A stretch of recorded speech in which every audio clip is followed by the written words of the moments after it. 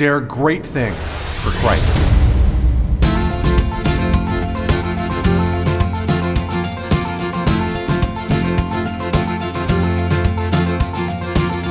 Christ calls us to dare great things.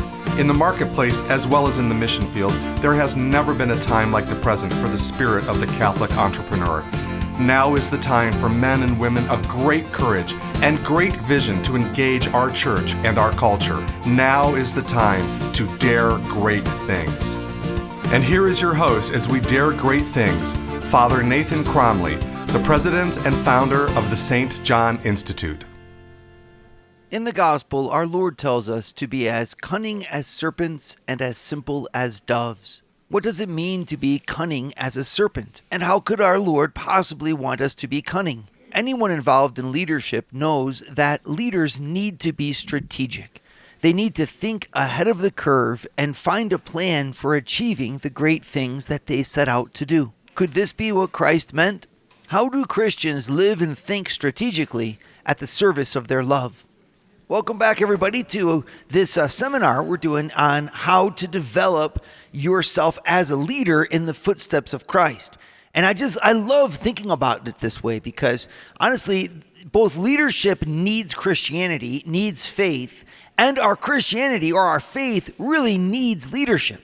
And here's what I mean by that. The two areas of our life, kind of action and productive energy, getting things done, right, that we usually think of as our number one priority, providing for our families, making a difference in the world. It's the reason we go to school. It's the reason why we try so hard. It's what is at the end goal of all of our financial doings. You know, everything that's kind of practical in our life, we're used to looking at that and saying, okay, that's what I need to attain. And then when we become Christians, we say, okay, well, there's heaven, there's graceful living, there's forgiveness and spirituality.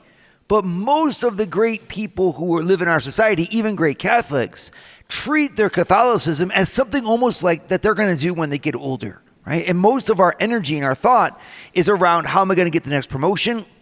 How am I going to make the next sale? How am I going to expand my position of influence in the world? How am I going to make more friends? All those types of questions. And we allow ourselves to be encumbered with those things precisely because we don't see how faith dovetails with that. And we kind of separate these two worlds out. And what this leaves us with is that you either have very pious, saintly people who somehow feel like there's no possibility for them to really make a change in the world, or you have agents of change in the world who lack direction and lack ultimate purpose because they don't really know what they're striving for anyway, except for themselves. And so then they can say they don't have a purpose, life can seem empty, and so forth. Actually, though, those who are leading the world from a secular point of view are the ones who stand in great need of faith, because faith gives you purpose that goes beyond yourself, that goes beyond your own selfish means, and allows you to develop the world for true and authentic progress by being the arbiter of a genuine human goal. It allows us to see humanity in all of its fullness and to make sure that what we're doing is really developing people and society in the right ways. And those who are really into their faith and into spirituality need the leadership of the world to say the love that we have for God ought to be made real and be expressed in effective and true actions towards our neighbor. And that means fighting for justice and working inside the world to make for true peace out of love and allow our love to be as true as the actions that it inspires. Okay, so that's what I mean, and that's why I love speaking with you guys who are business leaders, because you are in business, are in the transformation of this world, and you are people who are called into action. You're kind of masters of action. And that is a blessing that our church needs to receive from and learn from, because you know how to bring about change, how to effect an impact in our world. I would like for you to make sure that the impact that you effectuate in the world is the impact for Christ, and is even more than just an impact for Christ, is Christ's impact that he wants to bring into our world. I want you to lead in his name. And this doesn't mean that you strive after a different set of goals. It means that you strive after your goals in a different way. that you do it as instruments of God, opening your greatness to the demands and the calls of the greatest truth, which is, of course, our faith. And then on the other hand, I'd like to make sure that those who are believers and who have spirituality don't leave that treasure in some sort of ivory tower of goodness, but that they find effective ways to bring that to the poorest and to the most neglected of people, the souls that otherwise will never hear the good news of Jesus Christ. And it's not because they didn't love Jesus, but because they lack the knowledge that the people of the world of business can have and can bring to the church, which is that knowledge of how to make it effective. So you have this wonderful dynamism between those two energies, and that's what I love to play with. It's really kind of simple. It goes like this. If every Christian is called to be a saint, and every saint is a leader, then every Christian is called to be a leader in one way or the other, maybe in small ways, but every Christian is called to make that impact for Christ and to bring his influence into the world. So the question is, well, how do you do that, right? And we go back to the constant drumbeat of this truth, that all leadership is a question of influence, and all influence happens in and through our actions, which means that the more sanctified our actions are, the more influence that they'll bear. How do you sanctify a human action? Well, the very first way is by tightening it together and living it in a wholesome way. And a human action is lived in a wholesome way, in a beautiful way, when it begins with a desire that's at the heart of our freedom, and where we then find and make a plan that we choose to effectuate in order to bring about a good in a way that we can share with others. There's these 4 stages of that process that begins with aspiration, passes through understanding or planning, goes into drive, which is an effectuating stage of making it happen, and then is shared with those who are around us as we build our team and we pass on our spirit. AUDEO, AUDEO, right? Aspire, understand, drive, and engage others. These are the 4 stages that you can find even in St. Thomas Aquinas, if you look at it in the right way, as he defines what a human action is. And I want to focus us in on a central problem, which is, I think, such a marvelous one, which is that of strategy. When most of us think about business and we think about business leadership, we think about our ability to create an effective strategy. And indeed, this is really at the heart of our success as a business person. And some people do it instinctively. Some people do it by a long process and writing out a business plan and, an analysis of market conditions, an analysis of their internal business mechanisms, and creating a budget with an accurate forecast and all those things. And this is a really essential aspect of business. My question for you is, can we take that same dynamic and apply it elsewhere in our life as well? If we're really good at a business strategy, what does that mean for my marriage? For the way that I strategize about my family's welfare? Can I apply that, thanks to my faith, to other areas of my life? And if so, what does that look like? And is this something that is compatible with my faith in the Lord? Is this something that is a part of my Christian faith? Well, the answer to both of those is yes and yes. And I want to take you deeper into that with this seminar. Would you like to hear more from Father Nathan? Join the St. John Leadership Network and receive a 2-minute glance at the gospel every Sunday morning right to your phone. To learn more, go to www.stjohnleadershipnetwork.org/member and join for free today.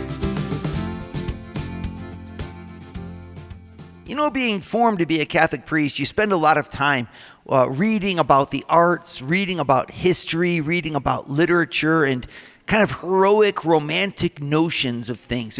A priest is an awesome person because they balance, as a profession, you balance the needs of the temporal in front of you and the practical solutions people need for their life with an intellectual tradition that's proud and deep and rich.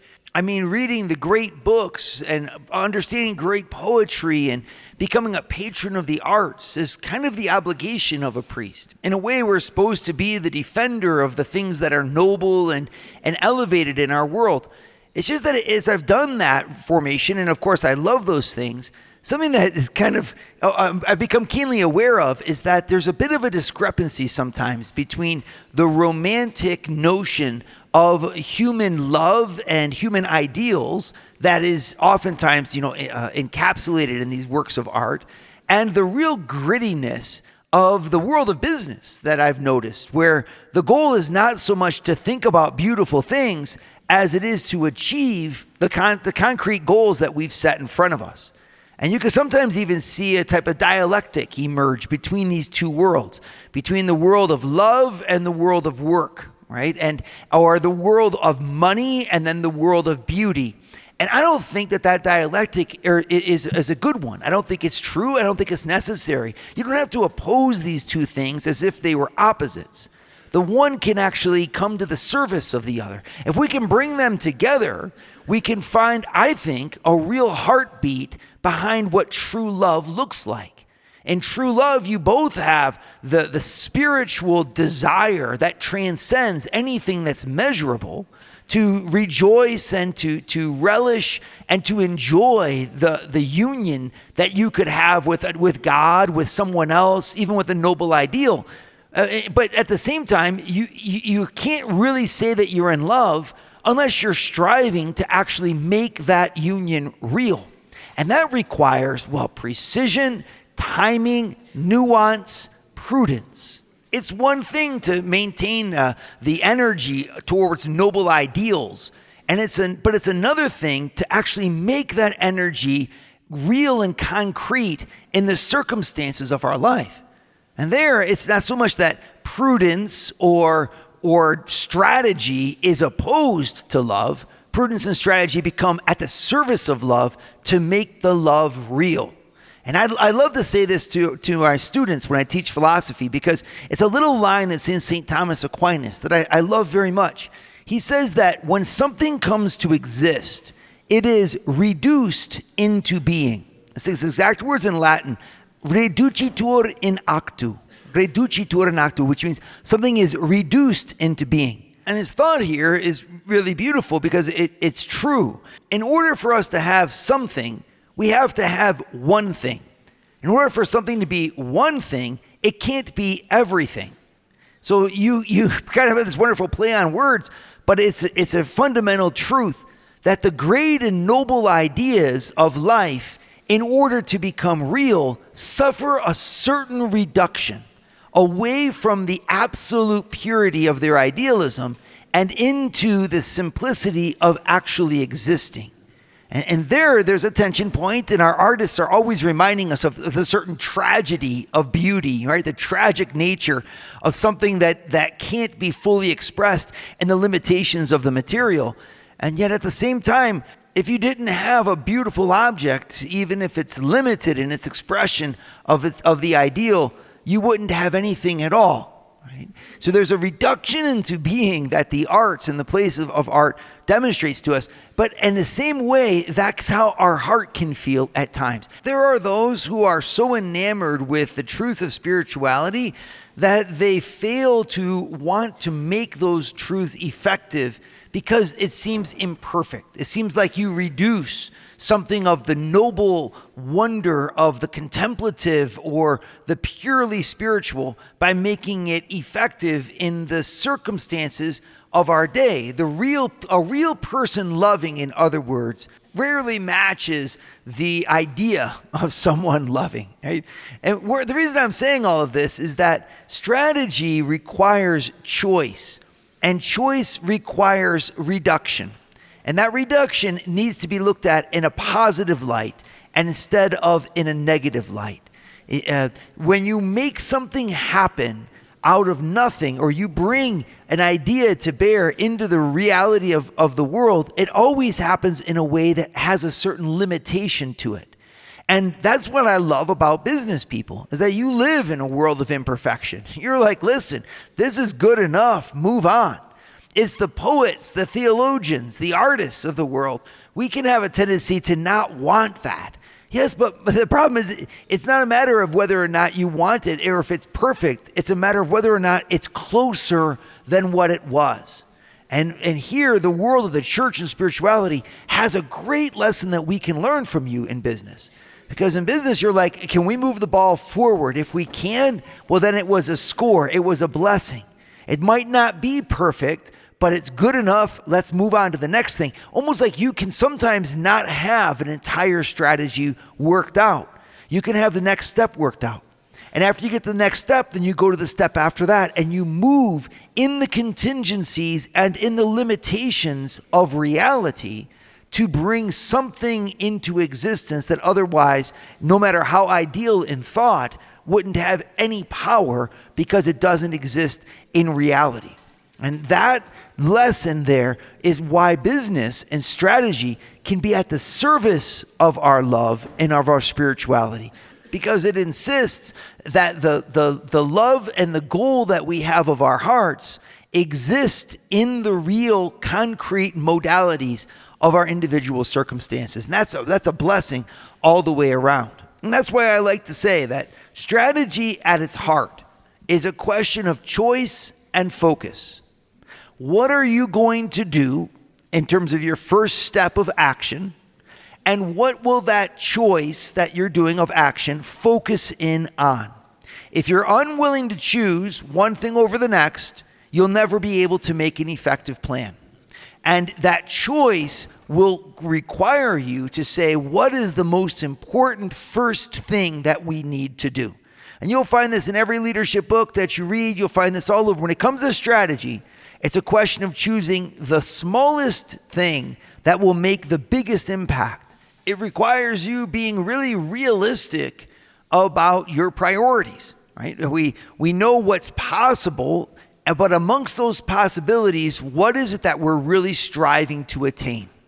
And in the light of a realistic priority, you're able to say, well, if this is really our priority, this is really where we're trying to go, well, then this needs to come first, this needs to come second, this needs to come third. Right? In an ideal world, that is coupled with a futuristic thinking that allows me to look ahead of the curve and make a strategy not just for the present moment, but one that'll take into account where things are emerging down the line. So we need to develop this a little bit more, and I think we can do that by looking at God and how God employs strategy himself in his working out of the great designs of salvation. Would you like to start your Thursday mornings with a scriptural leadership lesson? Join the St. John Leadership Network, where Father Nathan hosts a 30-minute call at 6:30 a.m. in all 4 U.S. time zones. To learn more, go to www.stjohnleadershipnetwork.org/member and join for free today. Is Jesus strategic in his saving designs? This is a really great question, because on the one hand, of course, we know that Jesus has a divine intelligence which transcends, the purely human. And then on the other hand, that he was fully human. Did he himself develop and utilize a strategy? I'm going to say absolutely he did. And if we look at his strategic thinking, we might be able to get a little bit of a light on our own. Here's what I mean. Like, if Jesus didn't have a strategy, then he was operating just out of pure instinct or out of pure chance. And that's against the wisdom of God. God does all things with true and good and holy order. So what was the wisdom, the practical wisdom, in the way that Christ lived out his life, in his saving mission upon the earth? Well, we see, for example, that he chooses to invest deeply in small groups of individuals in order to serve the bigger groups by the smaller. Here's what I mean by that. Obviously, he invested the most in one single person, who is the Virgin Mary. And thanks to the Virgin Mary, he was able to service and reach out to Saint Joseph, Saint John the Baptist, Saint Elizabeth, right? And then amongst the 12 apostles, we see how he invests in Peter, John, James, and Andrew. And that small group of 3, if not 4 apostles, becomes the heart of the 12. And the 12 become the heart of the 72. And the 72 becomes the heart of the crowd. And the crowd becomes the heart of Israel. Right? And he uses like a cascading fountain. The water of his grace goes into one receptacle to overflow into the next, to overflow into the next, to overflow into the next, until he fills the whole world. But it's by the strategic choice of 12 individuals, and then amongst those 12, 3 or 4 individuals, and then amongst those, of course, Our Lady. And that represents a strategy. You have the strategy that Christ chose to save the world by the cross. Now, again, you can say, well, that was a strategy that was enunciated by the Father so that the scriptures might be fulfilled. I say, well, that's true. But God wrote the scriptures. He wanted to save the world by the cross. He wanted, for example, another strategy to save the world by giving his body and blood in the Eucharist. And so all of these, wherever you see Christ making a choice, right? A choice to go in front of Pilate, a choice to carry the cross himself, a choice to not run away from the wolves that were coming, a choice to allow himself to be betrayed, a choice to live outside of the towns because certain towns had heard about him coming and they didn't have the fullness of the faith, a choice to engage in raising Lazarus from the dead, even though he knew that would create a whole crowd of people, which would precipitate his death. I mean, you can go through a whole list of the life of Christ, looking at it as if Christ was a divine strategist. What is the strategy that he employed in order to save the world? And you see that, in fact, everywhere he makes a choice, he's making a choice between one way and another in order, in the circumstances that he has in front of him, to bring the fullness of God's will. And that if you don't say Christ is strategic, you're saying he's not making practical choices. But he makes a lot of practical choices, and he makes them in the limitations of his day. I mean, he came to Nazareth. He chose the Virgin Mary. It's like I said, in order to have anything, you have to have one thing. You have to think and order your priorities. You have to have the clarity of focus. You cannot do it all thinking that somehow, the infinity of God is proper to you. No, it's proper to humans to choose to elevate one thing even at the expense of another. And therefore to prioritize the possibilities that are in front of us in order to focus in on the one that's going to make the biggest difference in a way that takes into account the present and the future. This is what strategy has at its essence. And we need it. We need it desperately for our spirituality to stay true. Because otherwise we end up with a type of Christianity that remains a poetic ideal, a spirituality without a body. And that's just not what's at the heart of our faith. We follow a crucified king who knew who he was, knew where he was going, but made the choices in the given circumstances, sometimes even adjusting his plans because of what was in front of him, in order to always stay on the target of what the Father willed that he do. Now, am I willing to do the same thing? Right? That's really the question. Am I willing to do the same thing? Am I willing to take my intelligence and put it at the service of my love and of my heart? And if I am, well, then I will likely hit the goal because I'm going to be able to adjust. But it goes both ways. Because on the other hand, the practical nature of that we see in the world of business or in practical affairs also needs the light of the end goal to be attained that faith and true love gives us, that spirituality allows us to have. In other words, it's not okay just to be cunning. You have to be able to purify that cunning and have that cunning of the serpent, so to speak, purified by, the truth about what we're trying to do.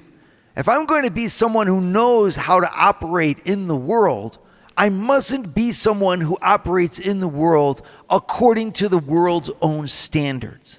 It's one thing to be an effective leader, knowing how to strategize. It's another thing to be an effective Christian leader, knowing how to strategize in the light of God and in the light of faith. Right? Now, it's obvious that both need each other. That's just like we said, spirituality needs strategy and choice in order to be effective. Yes, but you know what? Efficiency needs faith and love in order to be meaningful. Otherwise, we could be like those, like we're children playing in a sandbox. And in the end, everybody, listen, all the things that we're trying so hard to achieve in our life are going to pass away. I mean, how much of what we're doing right now is going to last beyond our lifetime? I mean, let's be honest with ourselves. The reason we're here is not just to make new structures or new institutions that will change and morph within 100 years and even fall out of existence. That's not enough to be a purpose for a human life. The purpose of human life is what we're going to achieve in and through those structures, what we're going to achieve for the betterment of humanity in and through our efforts. And that greater goal of what we're trying to achieve by what we're doing on a daily basis, that has to be informed and gets to be informed by the beautiful light of God and the vision that God has for us. This is why a Christian is kind of a prophet for our world, because we stand in the midst of the world and we point with a smile on our face to the beautiful potential that's within this world to speak of and to stretch toward, and even in some ways to reach and to embody the world that is to come. Right? And so as everyone else kind of scurries around doing whatever they're doing, our strategy is a strategy of wisdom. We don't just focus in on human earthly success as if that was the be-all and end-all of life. We proclaim the cross of Jesus Christ and Jesus crucified to this world to show that there's something even greater. There's a strategy to attain that sometimes is on the other side of suffering and on the other side of sorrow and sacrifice. It's a strategy of attaining the true depths of what this world can be in Jesus and in God. And that true vision allows us to purify the ruse, purify the cunning, and to make the strategic thinking of the world of practical affairs reach a truly ultimate goal, the wisdom of a humanity that's open to God and therefore open to genuine, deep, and infinite love. And this is why we're leaders, to make that vision a reality in our world today. Dare great things for Christ. Share your feedback with Father Nathan. Send us an email at info@stjohninstitute.org.